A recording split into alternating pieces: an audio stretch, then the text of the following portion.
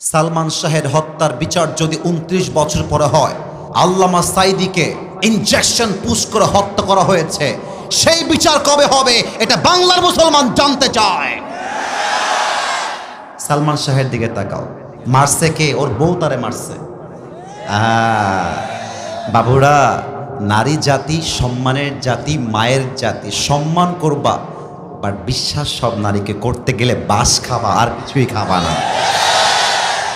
আর একটা কথা মাথায় রাখবা, বেশিরভাগ নারী নষ্ট হয় মায়ের জন্য। মা নষ্ট, মেয়ে নষ্ট।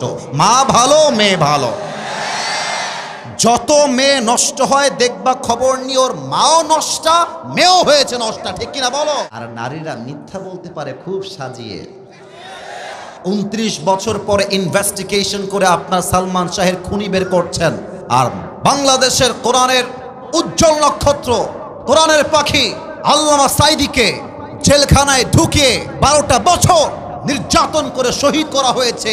এর বিচার কবে হবে? আমরা জবাব চাই। বাগমারার ভাইরা বলেন। ও, নায়কের বেলায় দরদ উথলায় পড়ে, আলেমদের বেলায় দরদ উথলায় না। কারণ আলেমরা তো ভারতের দালালি করে কথা বলে না। ভারতের দালালি করে কথা বললে আলেমদের দাম বেড়ে যেত। মাথায় রাখবা, এই বাংলাদেশ ভারতের জন্য স্বাধীন হয় নাই। এই বাংলাদেশ স্বাধীন হয়েছে মায়ের ইজ্জতের বিনিময়ে। এই বাংলাদেশ স্বাধীন হয়েছে হাজারো যুবকের বুকের তাজা রক্তের বিনিময়ে। এই বাংলার একটা মাটিও আমরা ভারতের জন্য ছাড়তে রাজি না। আল্লামা সাঈদী বলতেন, বাড়াবাড়ি বেশি কইরো না, গাছের আগায় আছো, গাছের আগায় থাকো। বেশি বাড়াবাড়ি করলে একটা ঝাঁকুনি মারবে, মামুর বাড়ি দিল্লি গিয়ে পড়বা, ওই দিল্লি গিয়ে তারা পড়েছে, ঠিক কিনা বলে? অতএব সালমান শাহের হত্যার বিচার করলেই হবে না। আমার এই বাংলার মাটিতে যত আলেমকে গুম করা হয়েছে, যত আলেমকে নির্বিচারে হত্যা করা হয়েছে, প্রত্যেকটা হত্যাকারীকে বাইতুল মুকাররমের সামনে দাঁড়িয়ে ফাঁসির কাস্টে ঝুলিয়ে হত্যার রায় পাশ করতে হবে। হাত তুলে বলো সবাই, ঠিক কিনা? আগামীর সংসদ আমরা কোরআনের সংসদ দেখতে চাই। ব্রিটিশ আইন চলবে না। এই বাংলাদেশে ৯০% বেশি মুসলমানরা রয়েছে। বলেন না ভাই, বলেন বলেন। তো যেই দেশের বাসিন্দা ৯০%-এরও বেশি, সেই দেশের আইন ব্রিটিশ আইন দিয়ে চলে কেমনে? আমরা তো বুকের তাজা রক্ত ব্রিটিশ আইনের জন্য দেই নাই, আমরা বুকের তাজা রক্ত দিয়েছি বাংলার মাটিতে ইনসাফ কায়েম করবার জন্য। বলেন। এক নাম্বার কথা, তোমরা আগামীর বাংলাদেশকে কোরআনের বাংলাদেশ গড়বার জন্য যুদ্ধ করতে প্রস্তুত থাকবা, নাম্বার 1। নাম্বার 2, আমি জানি এই নাম্বার 2 কথা বলার জন্য আগামীকাল চায়ের দোকানে আমাকে নিয়ে অনেক বাজে মন্তব্য হবে। ইনস্পাইট অফ নোয়িং দ্যাট, ওটা জানা সত্ত্বেও আমি বলছি, কারণ সত্যের সঙ্গে মমিন কখনো আপোষ করতে পারে না।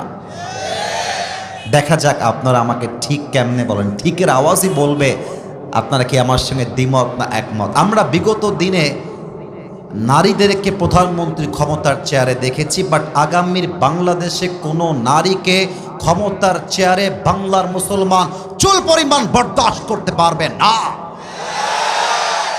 কোনো নারীকে আমরা দেখতে চাই না ক্ষমতায়। যত সব ফিতনার মূল এই নারীরাই। সব নারায়ে তাকবীর। আল কোরআনের আলো ঘরে ঘরে না, সংসদে জালো। ওকে, লেটস রিপিট अगेन। আল কোরআনের আলো, আল হাদিসের আলো, কোরআন হাদিস যেখানে, আলেম ওলামা যেখানে, রাজশাহীবাসী যেখানে, বাগমারাবাসী যেখানে, আল্লাহ যেন কবুল করে। পড়েন সবাই আমিন। এখন তাফসীর শুরু হবে। কেউ যদি উঠে যায়, ওর লুঙ্গিটা টান দিয়ে ধরে বসায় দিবে, তবে লুঙ্গি যেন খুলে না যায়।